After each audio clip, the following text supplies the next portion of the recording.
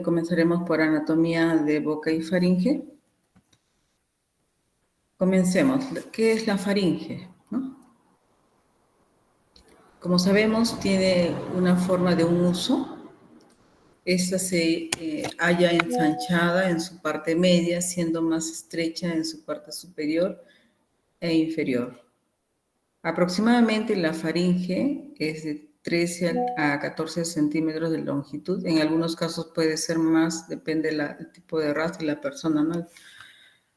Su porción más ancha es aproximadamente 5 centímetros a 2,5 en su porción más estrecha, ¿no? La faringe nos va a permitir la comunicación entre las fosas nasales y el oído. El oído medio, ¿no? Porque hay una comunicación a través de la trompa de Eustaquio, a su vez con la laringe y el esófago. La faringe une todas estas estructuras. La ubicación, ¿no? Se ubica en la parte posterior de las fosas nasales, llegando hasta el esfínter esofágico superior. Hablamos de 3 porciones. Uno que es la rinofaringe, que va desde las coanas hasta la porción inferior del paladar blando. La orofaringe, que va desde el paladar blando hasta el hueso yoides. La laringofaringe, que es desde el hueso yoides hasta el esfínter esofágico superior. Nosotros, al momento que hacemos la inspección, lo que vamos a ver a nuestra vista va a ser la orofaringe. Para poder obtener información sobre la rinofaringe, vamos a tener que hacer uso de exámenes, igual con respecto a la laringofaringe, ¿no? En esta imagen podemos ver pues las partes de la faringe, la que mencionamos, ¿no? De las coanas hacia arriba, la nasofaringe, la orofaringe y la laringofaringe, ¿no? Este es un corte en el cual podemos visualizar pues, ¿no? El tamaño de la faringe y por dónde engloba pues las porciones de la nasofaringe, la orofaringe, la laringofaringe, ¿no? Vemos a su vez, ¿no? El tamaño que habla de 13 a 14 centímetros y en algunos casos un poco más. La que mencionamos, ¿no? La rinofaringe, esta a su vez tiene 5 orificios. Las coanas, que son las que comunican con las fosas nasales, la unión o continuación con la orofaringe, la salida u ostión de las trompas de Eustaquio, que ayudan a la equiparación de la presión del oído medio. A su vez, sabemos que la rinofaringe está revestida por epitelio respiratorio, contiene vegetaciones adenoideas, ¿no? ¿En qué casos? En los niños, ya sabemos, ¿no? Los niños pequeños hasta aproximadamente 8 a 9 años puede estar presente, ¿no? Esta amígdala llamada adenoide, ¿no? Las fosas posteriores de Rosenmüller que rodean el ostión de las trompas de Eustaquio, ¿no? Que las podemos nosotros visualizar a través de exámenes, por ejemplo, una nasofaringe, ¿no? O un examen con una laringoscopía.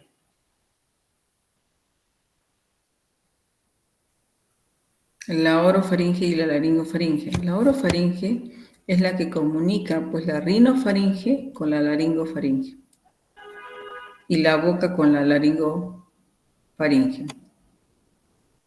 Es la encrucijada orofaringe. Su epitelio es escamoso estratificado, ¿no? A diferencia de la rinofaringe, que es un epitelio respiratorio. Aquí hablamos de un epitelio escamoso estratificado. En su interior están las amígdalas palatinas, ¿no? Que comúnmente nosotros decimos pues amígdalas, ¿no? La laringofaringe comunica la orofaringe con el esfínter esofágico superior. Su pared anterior se encuentra delimitada por la pared posterior de la faringe, formando los senos piriformes. Su pared posterior cubre los cuerpos vertebrales, el tercer, cuarto, quinto y sexto cuerpo vertebral, las cervicales, pues. En su interior está la amígdala lingual, es otra amígdala. Nosotros sabemos pues que en el anillo de Waldeyer están, ¿no?, las 5 amígdalas, ¿no? En su epitelio de la laringofaringe es un epitelio cilíndrico, estriado, pseudoestratificado, ¿no? Como vemos, el tipo de epitelio va a variar, o sea, la faringe tiene 3 tipos de epitelio. En la rinofaringe es de tipo respiratorio, en la es epitelio escamoso estratificado y en la laringofaringe es un cilíndrico estriado pseudoestratificado. La faringe está cubierta por una mucosa, ¿no? Tiene 3 capas, perdón. Uno que es la mucosa, que es epitelio respiratorio, es gruesa en su parte superior, tiene bóvedas, pliegues y depresiones en su interior. Se ubican las amígdalas palatinas, adenoides y la amígdala lingual. Tiene una capa muscular con 3 capas musculares divididos en músculos constrictores y elevadores, ¿no? Los músculos constrictores y los elevadores. Tiene una capa fibrosa que forma un armazón esquelético y es en forma de cilíndrica. ¿Qué músculos elevadores tenemos? Tenemos el estilofaringeo, que se inserta en la parte interna de la apófisis estiloides, pasa por la cara lateral de la faringe y se introduce entre el constrictor superior y medio para insertarse en la aponeurosis faríngea. Tenemos el salpingofaringeo, que se origina en la trompa de Eustaquio, cerca del orificio faríngeo, formando una franja delgada que se extiende por dentro del constrictor superior de la faringe y detrás del periestafilino interno, hasta unirse al faringoestafilino debajo del nivel del paladar. Estos son los músculos elevadores, ¿no? El estilofaringeo y el salpingofaringeo. Tenemos los músculos constrictores, ahí tenemos el constrictor superior, medio e inferior. El constrictor superior se origina en el borde posterior de la apófisis pterigoides, el ligamento pterigomaxilar, la porción mieloidea de la mandíbula y los laterales de la lengua y se insertan en el rafe medio. Tenemos el constrictor medio, que se origina en la porción del ligamento estiloioideo y las astas del yoides. Se extiende hacia atrás, ¿no?, hasta llegar al rafe medio, como dijimos.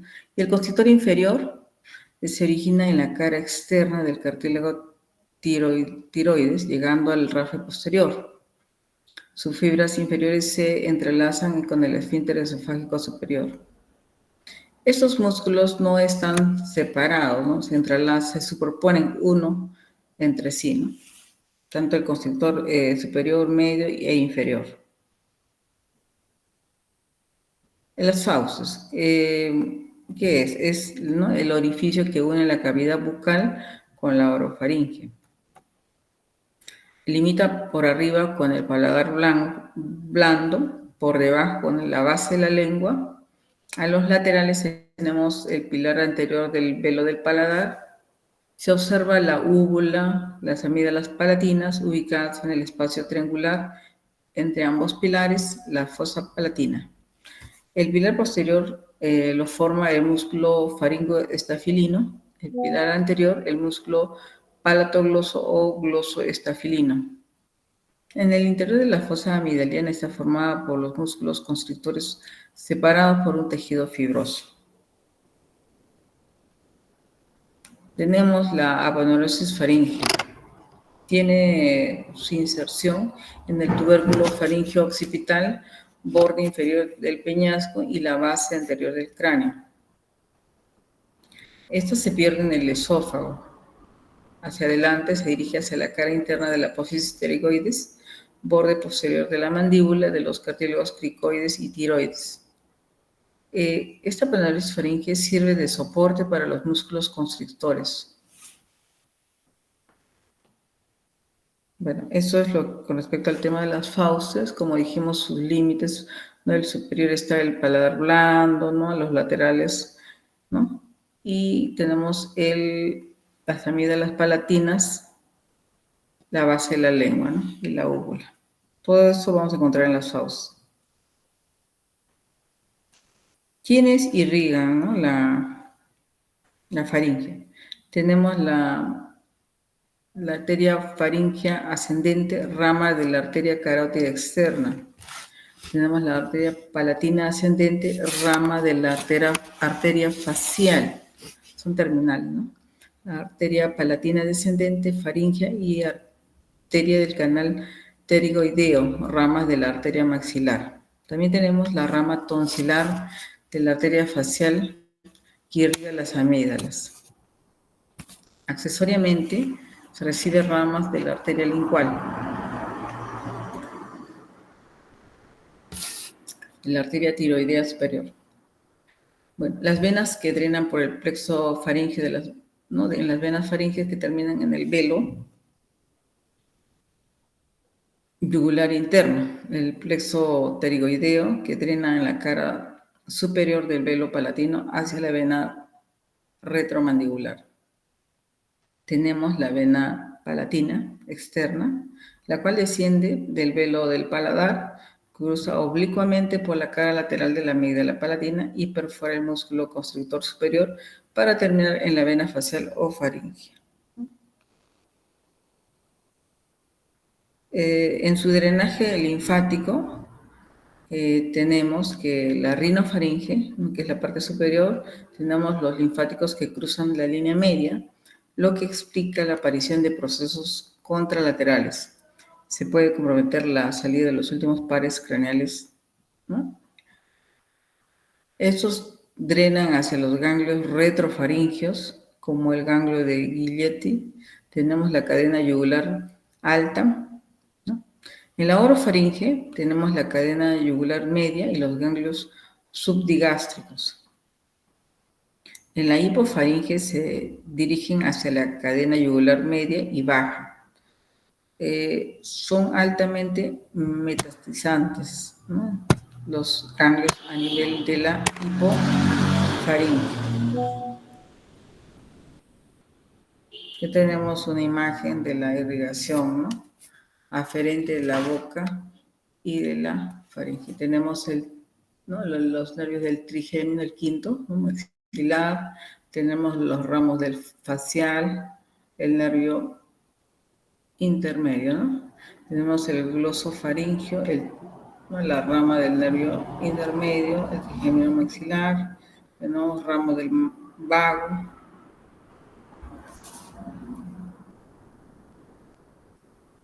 Y así tenemos también, ¿no? En la orofaringe, ramos del noveno par, tipo sensitivo. En la laringofaringe tenemos el ganglio inferior del vago, la rama faríngea, y del vago y el nervio laringio superior, entre los más importantes, ¿no? También tenemos la rama faringe del noveno par, tenemos la rama laringe externa del nervio laringio superior. Dentro del drenaje linfático, ya hablamos, ¿no? Que va a variar de acuerdo a la ubicación que se encuentra, ¿no? En la inervación depende en gran parte del plexo faríngeo, formado por las ramas faríngeas de los nervios del vago y el glosofaríngeo, ¿no?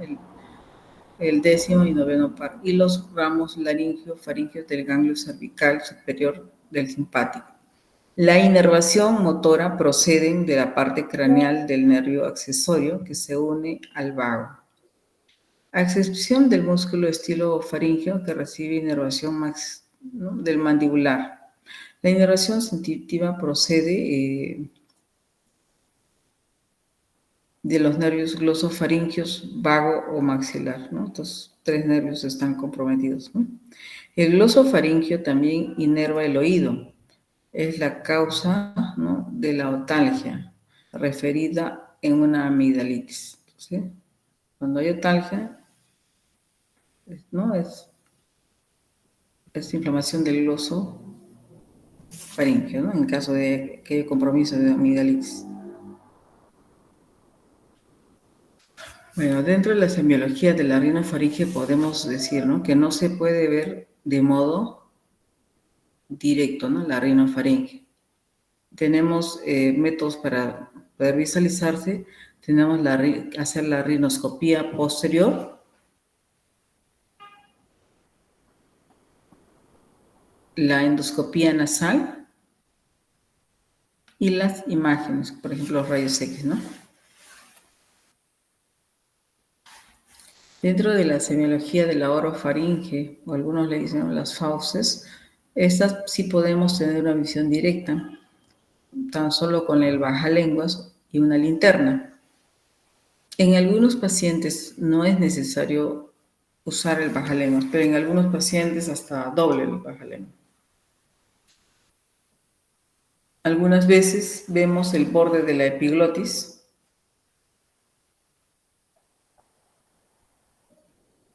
como la imagen, ¿no? Como la imagen tenemos.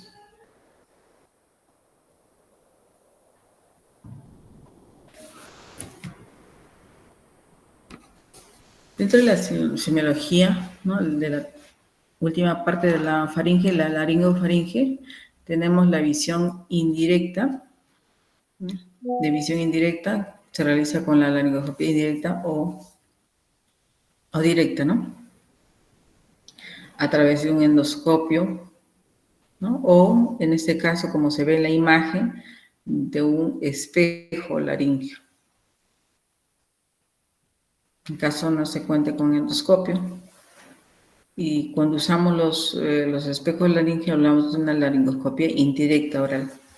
Y cuando usamos el naso laringofaringeo, podemos hablar de una laringoscopia indirecta. También podemos, usando los endoscopios, es una endoscopia indirecta. Tenemos aquí imágenes, por ejemplo, este es un endoscopio, ¿no?, rígido, en el cual con la mano que es no diestra, por así decirlo, cogemos la lengua, la punta de la lengua, con una gasa, y con la mano dominante cogemos el endoscopio e introducimos, ¿no?, este laringoscopio rígido para poder visualizar, ¿no?, la laringe y sus estructuras. ¿Qué funciones tiene la faringe, no? Tiene deglutoria, respiratoria, fonatoria, gustativa e inmunológica. Dentro de la función deglutoria, sabemos que es la formación del bolo alimenticio, ¿no?, que va desde la masticación hasta su pasaje por el esfínter esofágico superior. Este, a su vez, tiene tres tiempos, ¿no?, que son el tiempo bucal, o sea, es la formación del bolo a nivel de la boca, luego el tiempo faríngeo y finalmente el tiempo esofágico. Durante el tiempo bucal, la formación del bolo alimenticio es de tipo voluntario. Nosotros tenemos que masticar para poder, ¿no?, hacer la formación del bolo alimenticio. El músculo mieloideo es el responsable de la comida, que la comida sea masticada. Los músculos palatoglosos, bucinador, estilo gloso y orbicular de los labios son los responsables de tener la boca cerrada. Un momentito, ya, un momentito, me están llamando.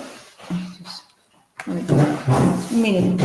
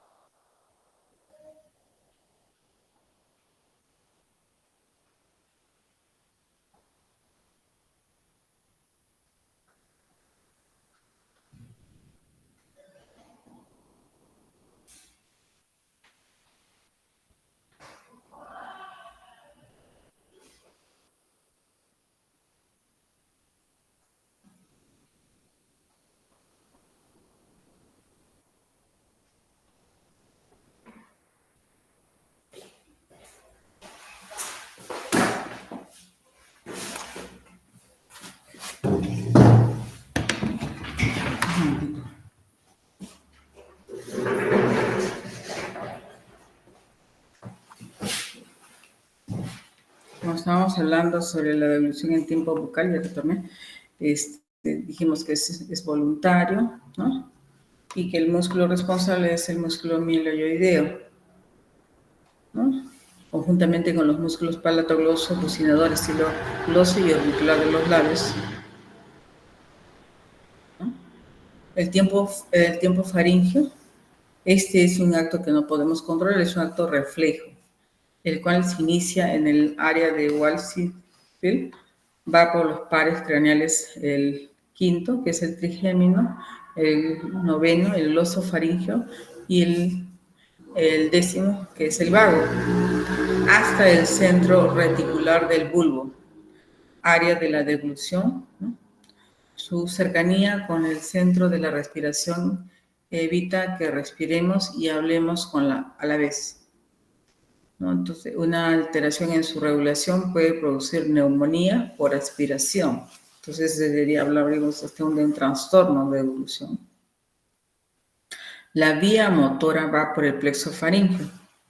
El movimiento del bolo tiene 3 destinos inadecuados posibles, en los cuales se pueden dar como al voltear la boca por un cierre inadecuado del istmo de las fauces, elevación de la lengua, acercamiento de los pilares amigdalinos, ¿no? El otro puede ser ir de las coanas, o sea, una regurgitación por falta de elevación y contracción del paladar, como en el caso de la fisura palatina. Ir de la laringe, ir hacia la laringe, esto lo evita, ¿no? Al haber el cierre de la glotis, la elevación de la laringe y el descenso de la epiglotis. El tiempo esofágico, aquí es donde se dan las contracciones peristálticas, abriéndose el esfínter esofágico superior, luego, ¿no?, empiezan las contracciones peristálticas que movilizan el bolo alimenticio en su pasaje esofágico. Ahora, la formación del bolo alimenticio, ¿cómo se da esto? A través de las arcadas dentarias, los labios y los pómulos evitan la salida del bolo, ¿no?, que esté dentro de la cavidad oral.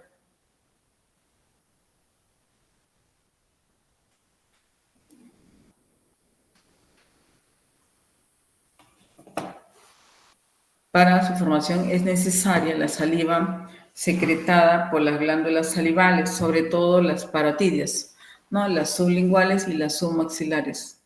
La disminución de la salivación va a dificultar, ¿no?, esta etapa. Esto puede ocurrir, por ejemplo, en los pacientes que tienen el síndrome de Shorey, ¿no? También existen ciertos estímulos que aumentan su producción, como son, ¿no?, el consumo de ácidos, ¿no?, por ejemplo, limón, ¿no?, u otros.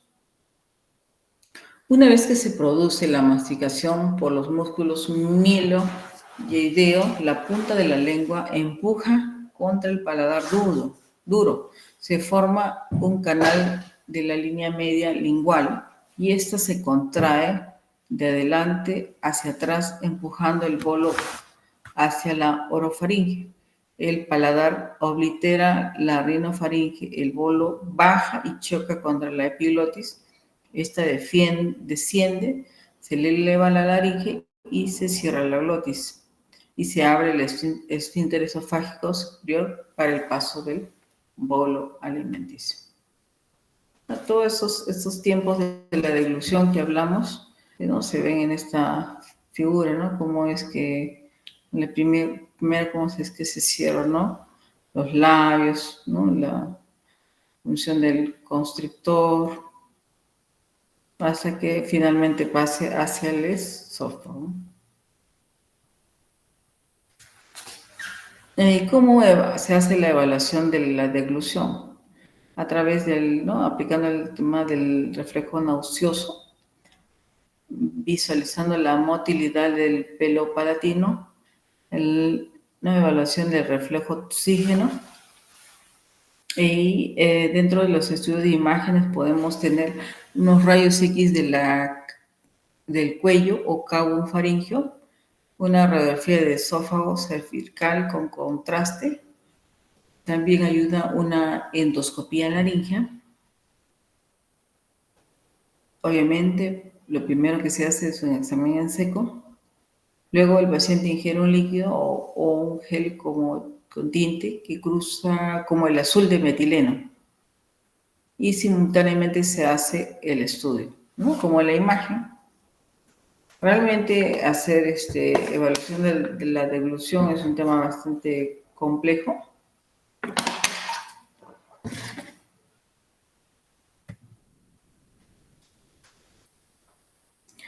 Por ejemplo, tenemos el examen de la videofluorescencia, en el cual vamos a visualizar, por ejemplo, diagnóstico como la insuficiencia del sello palatogloso, donde vamos a ver, por ejemplo, alto residuo de la vesícula, ¿no? La hipofaringe, y así, ¿no?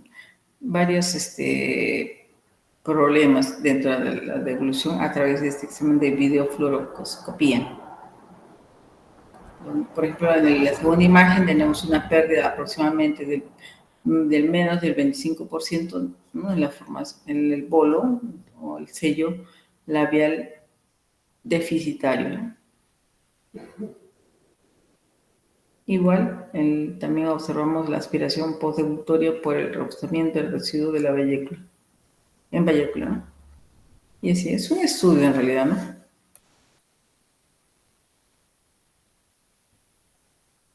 Tenemos la otra función, hablamos de la deglutoria, hablaremos sobre la función respiratoria.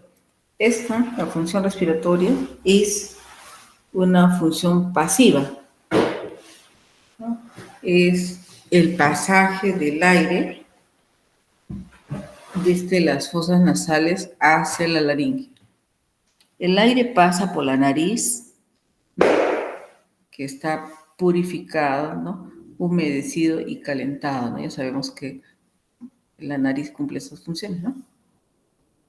Cuando no es así y el aire pasa directamente por la boca, la faringe se resiente, ¿no? Puede ocasionar procesos inflamatorios, ¿no? Sabemos que en un canal membranoso que puede colapsar por distintas patologías, ¿no? Y puede ocasionarse, por ejemplo, ronquidos y apnea del sueño. La función fonatoria da el límite de la voz, ¿no? Da el timbre de la voz, perdón, ¿no? Esta sabemos que funciona como caja de resonancia. La alteración puede ocasionar en algunos pacientes rinolalia, y puede ser a su vez cerrada o abierta. Por ejemplo, abierta en los casos de fisura palatina. Tiene la función gustativa. El gusto va íntimamente unido al olfato. Por lo tanto, cualquier alteración del olfato altera el gusto, ¿no? Es importante, por ejemplo, para el tema, ¿no? del gusto, la función del olfato.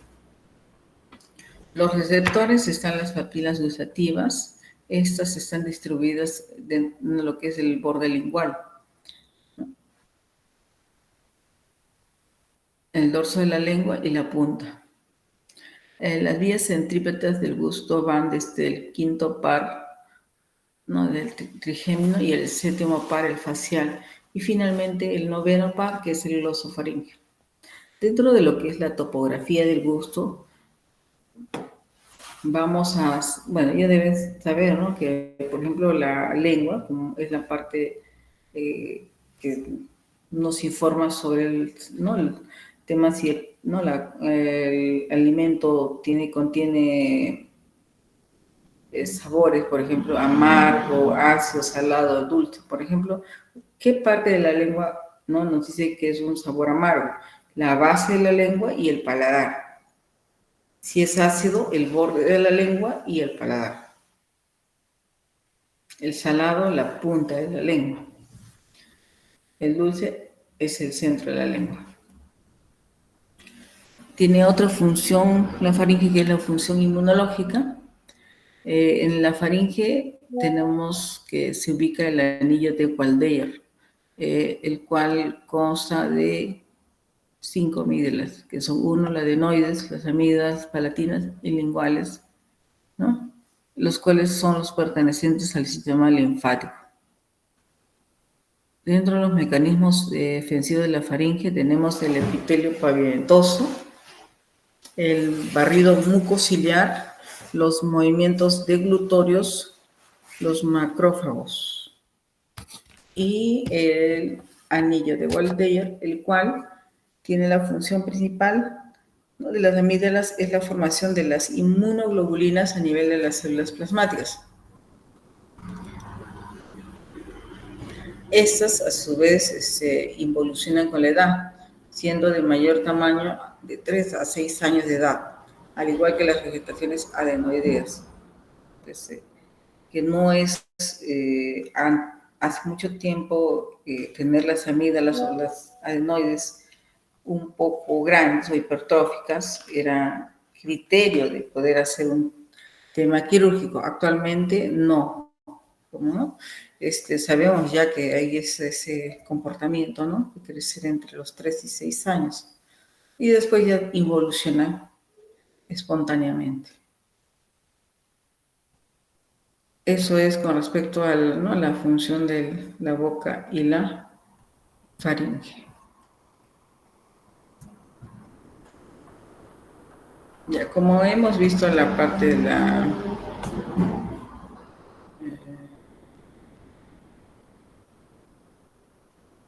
de la anatomía de la boca, vamos a continuar con ahora ya patologías. Por ejemplo, tenemos las faringitis, las más comunes, ¿no? La faringitis y la amigdalitis aguda y crónica.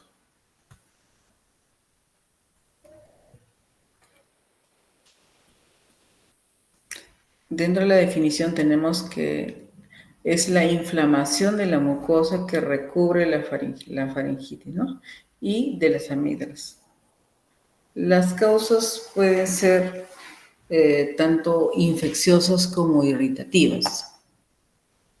La faringitis aguda es una inflamación de la mucosa faríngea de hasta un mes de evolución, podría considerarse aún faringitis aguda. Dentro de los agentes causantes o etiológicos, como dijeran, tenemos los de tipo viral, de tipo bacteriano y de tipo alérgico. ¿Me escuchan? ¿Están ahí?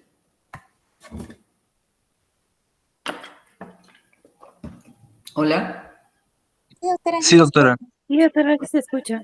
Ok. Entonces, continuamos con la faringitis aguda. Ya dijimos que son de 3 tipos: virales, bacterianas y alérgicas. Dentro de lo que son los agentes alérgicos que causan la faringitis, tenemos que entre el 80 y 90% de las faringoboditis son de tipo viral. Y estos generalmente estacionales, ¿no? Es muy difícil, por ejemplo, muy difícil e infrecuente tener un paciente con faringitis en época de verano, ¿no? Entonces, los vamos a encontrar más en época de invierno o de cambio de estación, ¿no?, de verano a otoño y así. Los agentes etiológicos son, por ejemplo, los más conocidos: el rinovirus, el adenovirus, el sincitial respiratorio, el Coxsackie A y B, influenza y parainfluenza, entre otros. También tenemos el herpes virus o herpargina. Dentro de los agentes bacterianos tenemos el estreptococo beta hemolítico, la Haemophilus influenzae, el Streptococcus pneumoniae y Moxarella catarrhalis. Otras causas: los hongos, tenemos Candida albicans, también tenemos tipo alérgico, tenemos otra de las causas de la faringitis, el reflujo gastroesofágico. Dentro de la clínica vamos a tener, por ejemplo, un paciente que va a, ¿no?, decirnos que tiene dolor, ¿no?, odinofagia, ¿no?, o sea, un dolor a nivel de la faringe, un tema de disfagia, dificultad para pasar los alimentos, malestar general, fiebre, ¿no? Cefalea, rinorrea mucosa, especialmente si es de tipo viral o alérgico, ¿no? Tos con expectoración mucosa, mucopurulenta, hasta mucosa sanguinolenta. Bueno, vamos a describir las diferencias entre faringitis viral y bacteriana. Bueno, dentro de las diferencias tenemos, por ejemplo, que la de tipo viral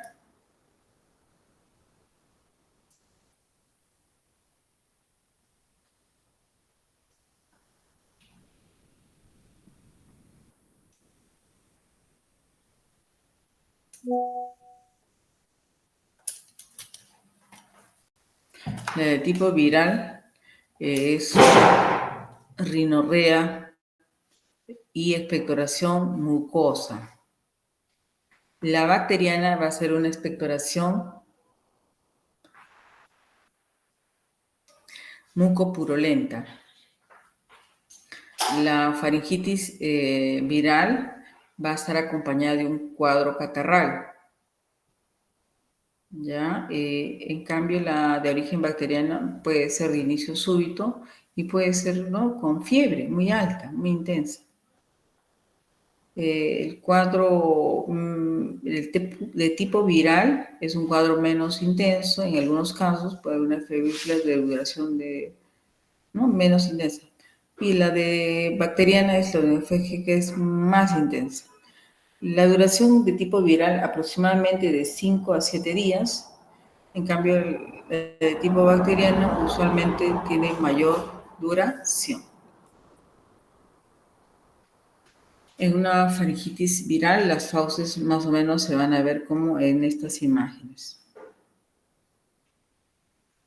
Y en el caso de, por ejemplo, una herpangina o una faringitis por cándida, ¿no?, las conocidas lesiones blanquecinas, ¿no?, en paladar blando y base de lengua, ¿no? Tenemos aquí unas imágenes de una amigdalitis bacteriana que hay un compromiso de las amígdalas palatinas con lesiones blanquecinas y hay una sudoración, ¿no? También tenemos otra patología que es la de las amigdalitis de Paul-Vicent. Esta patología es una asociación entre el treponema Vicent y la espirocheta denticular. Ahí va a haber fiebre, disfagia, linfoadenopatía unilateral, úlcera profunda unilateral cubierta por una membrana exudativa. Un tiempo de duración entre 7 a 10 días. Tratamiento: penicilina, amoxicilina con ácido glucuránico y AINES.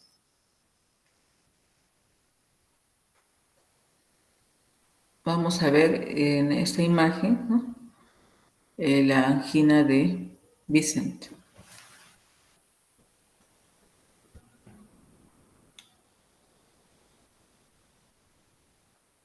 Tenemos también la difteria,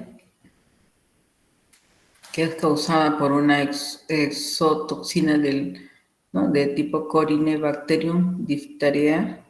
Esta produce unas pseudomembranas en la vía respiratoria superior. Esta afecta a niños menores de 5 años y mayores de 60. Se caracteriza por odinofagia, fiebre, aderopatías. La difteria es altamente contagiosa. El tratamiento es la antitoxina difteria y cobertura antibiótica. Y la vacunación, ¿no? Tenemos la faringitis diftérica.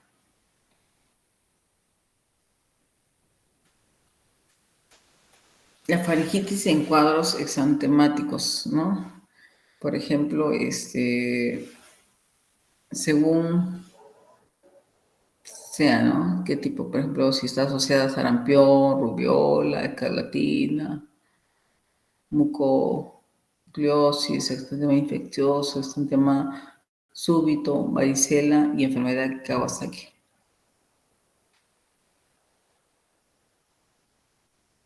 Bueno, eso está para revisarlo, ¿ya? Para mencionar todas las patologías que se asemejan, ¿no? Otra enfermedad conocida es la candidiasis oral, el cual tiene como característica un ensudado blanquecino similar a la leche cortada. Al retirarlo queda un lecho congestivo. Se da en pacientes inmunodeprimidos, diabéticos mal controlados, el uso de prótesis dentaria defectuosa puede favorecer la aparición de candidiasis oral.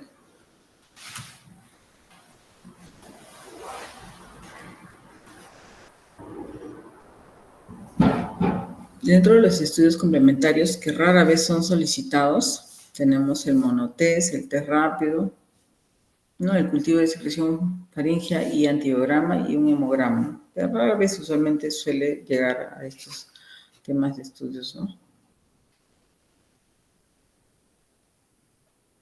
Dentro del tratamiento tenemos analgésicos como el ibuprofeno, naproxeno, diclofenaco. Y antifebrilos tenemos el paracetamol, el metamizol.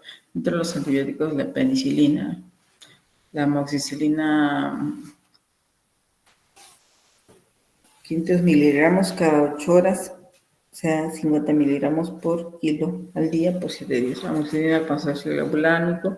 Tenemos el uso también de macrólidos, como la eritromicina, la claritomicina, la citromicina. En caso de alérgicos a la penicilina.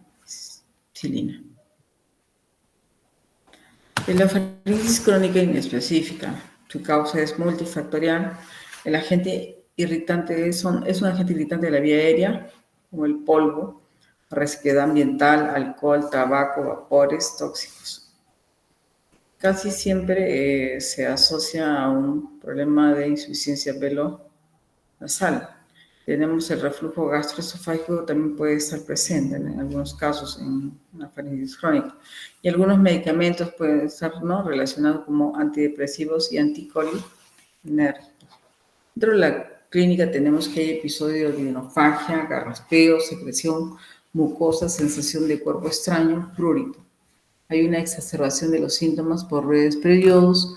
Exámenes que se pueden solicitar, ¿no?, son negativos, por ejemplo, el cultivo y el de sangre, ¿no?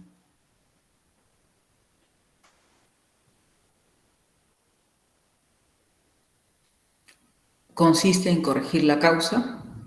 Por ejemplo, si tiene el tabique desviado, hacer una cirugía. Si hay un tema de sinusitis, tratar esa sinusitis, etc., ¿no? Si sospechamos de un reflujo, hacer una interconsulta a gastroenterología. Obviamente, evitar las agentes irritantes. Entre las exacerbaciones, ¿no?, usar analgésicos, antialérgicos y antibióticos. La faringitis crónica inespecífica.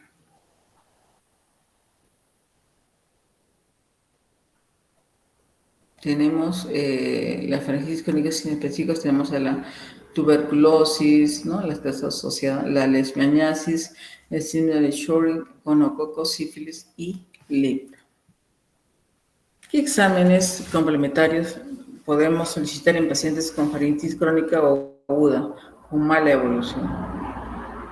Por ejemplo, el cultivo, ¿no? El cultivo de secreción faríngea y antibiograma, examen de laboratorio como el hemograma, el examen de ASO, el PDRL, BK, velocidad de sedimentación, proteína C reactiva. Otro examen que podemos realizar es la nasofibroscopía, la biopsia y el cultivo. Dentro de los otros exámenes pudiéramos solicitar la tomografía, resonancia magnética nuclear. Todo tiene su indicación, ¿no?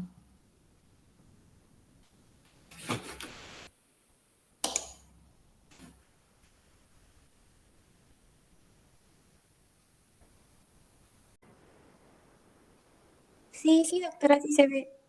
El tercer tema es sobre abscesos profundos de cuello. Como hemos estado hablando sobre lo que es, ¿no?, boca, faringe, ¿no? Ahora vamos a hablar sobre abscesos profundos de cuello.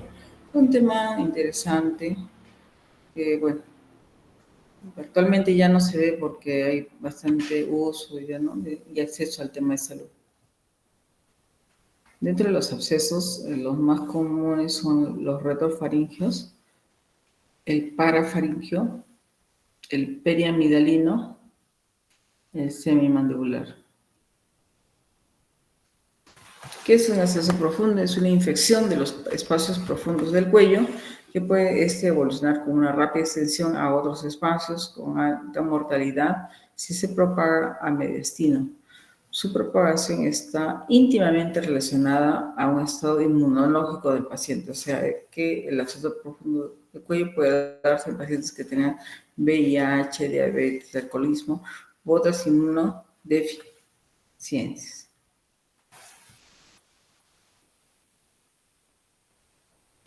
¿Y cuál es la causa, no? La literatura refiere que en su mayoría es por una infección dental. Por ejemplo, una celulitis, un absceso amidalino. Entonces, también podría tratarse de un traumatismo del tracto aéreo digestivo superior, ¿no? Por ejemplo, con una herida de arma blanca, arma de fuego, cuerpo extraño, el uso del piercing. También podemos hablar, ¿no?, de una linfadenitis retrofaringea, la enfermedad de Pott, la cialodenitis, la sobreinfección de los quistes y fístulas congénitas, la inyección de drogas, ¿no?, la apendicitis de Benzol, por ejemplo, que es el absceso de la punta de la apófisis mastoidea, ¿no? Dentro de los tipos tenemos el flamón de absceso piramidalino, flamón de absceso retrofaringeo, las infecciones cervicales profundas, las submandibulares, laterofaringeas y las infayoideas o pretaquiales. Dentro de la clínica, lo que vamos a observar, obviamente, es el aumento de tamaño brusco del área afectada, el dolor, el rubor, el calor, ¿no?, en el área afectada, contractura vamos a encontrar también contractura del músculo estriado afectado, adyacente, el trismo, la rigidez de nuca, la tortícolis. Signos de sepsis. Tenemos fiebre con picos, debilidad, sudoración, leucocitosis, ¿no? Leucocitosis. Es bastante compleja el tema. Hay un tema de disfagia, que no pueden pasar los alimentos, disfonía y cialorrea. Dolor, ¿no?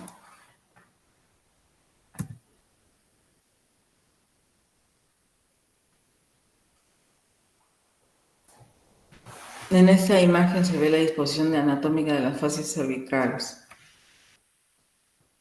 y su unión con la faringe. Dentro de los abscesos de cuello tenemos los espacios laterofaringeos.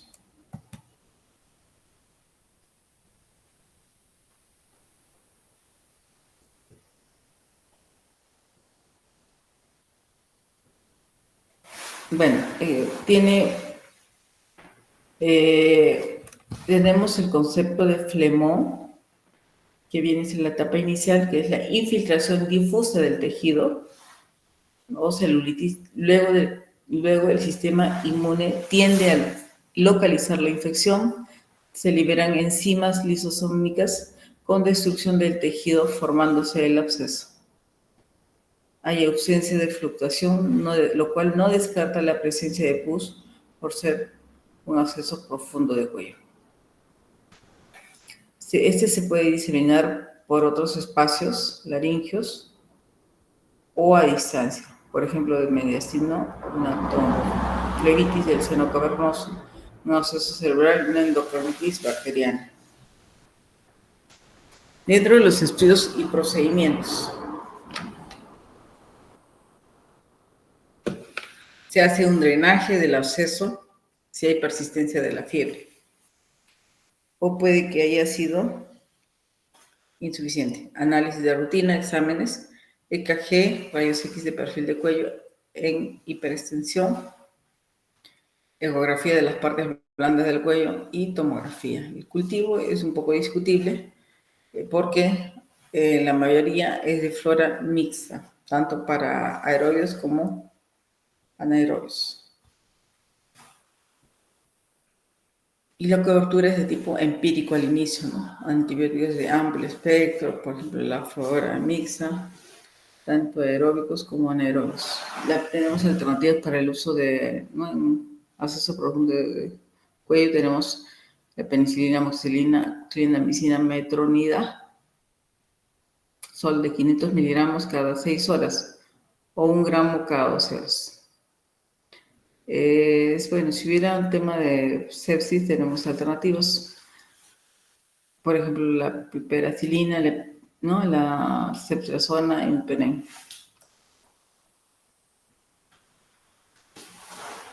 Dentro del acceso periamidalino tenemos que este es una infección del tejido comprometido entre la cápsula y la fosa amidalina a partir de la amidalitis pultácea o de origen odontogénico. El proceso. El acceso diseca al constrictor y se disemina por el espacio periamidalino. Este a su vez va acompañado de odinofagia, disfagia, cialorrea, voz gutural, fiebre alta y trismus.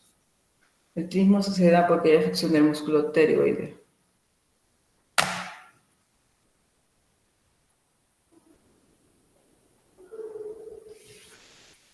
Dentro del acceso periamidalino tenemos que el examen físico va a encontrar un desplazamiento de las amígdalas hacia la línea media y un abombamiento del pilar anterior. Dentro del tratamiento tenemos, ¿no? que un tratamiento es la punción en la zona de mayor protrusión, una anterosuperior, o también la punción y drenaje y disección del absceso, lo cual va a ocasionar gran alivio en el dolor del paciente. La punción puede ser negativa, o sea, no encontrar pus, y entonces tenemos que usar tratamiento intramuscular o endovenoso. La evaluación se hace cada 24 horas durante 3 días, esto, lo cual implica uso de antibióticos endovenosos y intramusculares. O vía oral, según sea el paciente, ¿no? El tratamiento, el dolor, ¿no? Como se puede manejar con dexametasona. Tratamiento puede ser también la amigdalotomía, y este puede ser usualmente en 30 a 40 días resuelto el cuadro, si fue por amigdalitis. Otro tipo de absceso es el absceso periamigdalino, ¿no? Se puede observar la tomografía en este corte, donde señala. Mayormente es en neonatos o postraumáticos, por ejemplo, en caso de endoscopías, laringoscopías, intubación orotraqueal por cuerpo extraño. Puede ser por diseminación del acceso periamidalino bacteriana por el beta hemolítico, ¿no? E. coli en neonatos. Clínica, tenemos que hay un abombamiento de la pared posterior del faringe, una rigidez de nuca por irritación de los músculos paravertebrales, una palpación y punción positiva, ¿no? Drenaje con anestesia general e intubación. Depende mucho de la complejidad, ¿no? Y siempre cobertura antibiótica.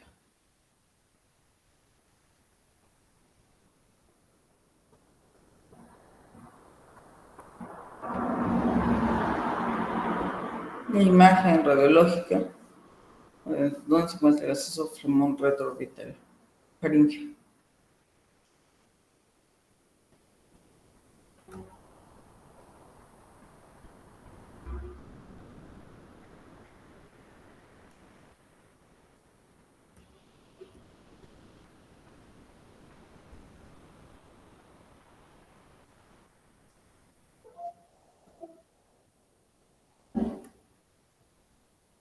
Continuamos, tenemos el flemón o absceso retrofaríngeo. Como el anterior, es una infección del espacio ubicado entre la mucosa del piso de la boca y el músculo hioideo. Se encuentra en la glándula sublingual, el conducto de Wharton y la porción mucinada de la glándula submaxilar. Podemos encontrar ahí los nervios lingual, hipogloso y los vasos linguales. Tenemos el espacio sublingual, que es la línea medial de los músculos genio-gloso, genio-hioideo y hipoiogloso.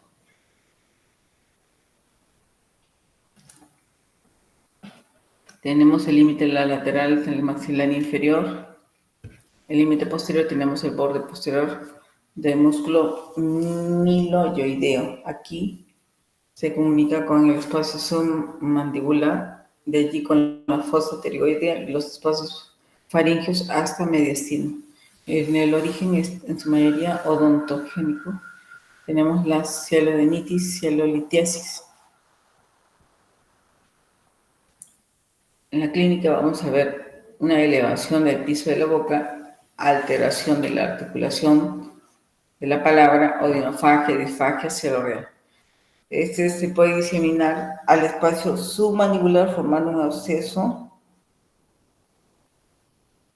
submandibular que está por fuera del músculo mieloideo, comprometiendo la celda submaxilar. Ya vemos un tema de drenaje, ¿no? Dentro del tratamiento está la punción, obviamente, y el drenaje, cobertura antibiótica, vía parenteral e internación. La angina de Ludwig o flemón del piso de la boca es conocido.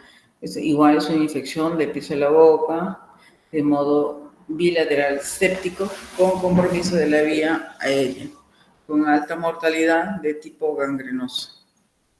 En la angina de Ludwig vamos a ver una inflamación de todas las regiones anteriores que mencionamos y las superiores del cuello, que pueden haber o no fluctuación por ser profundo en su gran mayoría de origen dental, ¿no? La angina de Ludwig. Es de inicio brusco, fiebre con picos, escalofríos, fase pálida, náuseas, vómitos, malestar, taquicardia, pulso irregular. A la observación, ¿no? En la región cervical se observa la piel rosada y rubicunda. Palpación vamos a tener una región cervical tensa, no fluctuante. El examen de las fauces, la mucosa está grisácea. El paciente no está con la boca abierta. Hay una elevación del piso de la boca con la invasión del espacio lingual. Podemos ver una lengua protuida contra el paladar, una disfagia, disfonía, cialorrea, alteración de la masticación, dificultad respiratoria.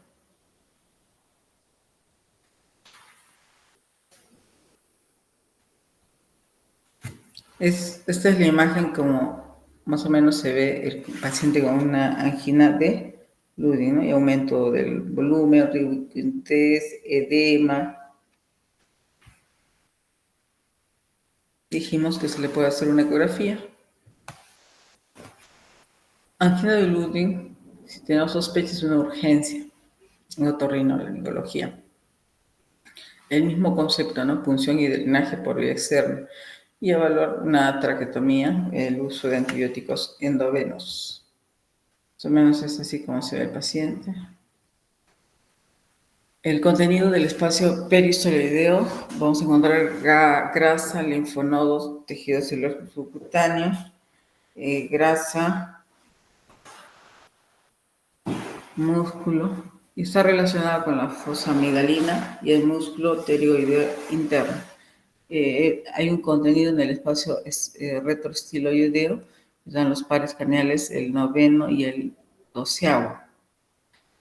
También puede darnos una envoltura carotidia por, ¿no? Está contenida la carótida la yugular, el trompo simpático y cervical. Todo esto en el absceso parafaringeo.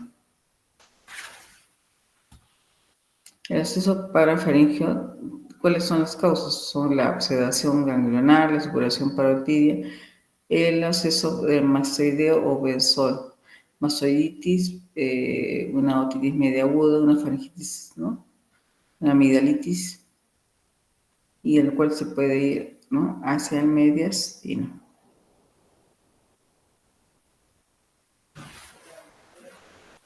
El absceso parafaringeo. Vamos a encontrar una parálisis de los pares renales noveno y doceavo. Mención de Claude Bernard Horner. El dolor en la parte alta del cuello, una contractura del estilo del esternocleidomastoideo. Había haber un engrosamiento y abultamiento del borde anterior. Las fauces pueden ser normales.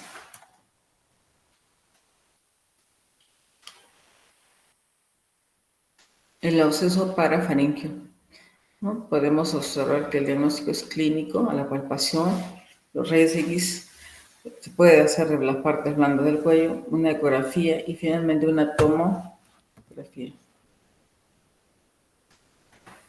Igual, drenaje del paralelo esternocleidomastoideo, antibiótico, terapia endovenosa y hospitalización.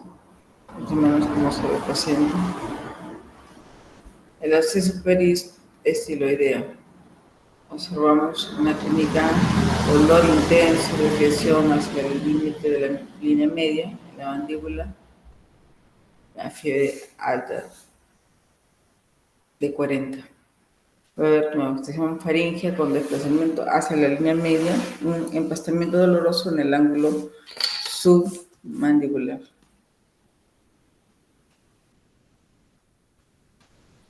Drenaje paralelo siempre a la línea mandibular, llegando a la glándula submaxilar por detrás del espacio laterofaríngeo. Esto es un algoritmo, ¿no? Si se sospecha o no de un absceso profundo del cuello. ¿Cuál es la conducta que debemos adoptar? Igual, ¿no?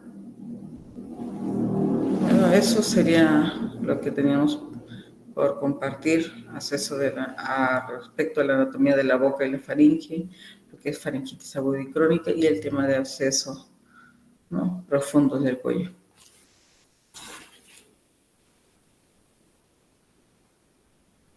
Doctora, disculpe, ¿podría compartirnos la diapositiva, por favor?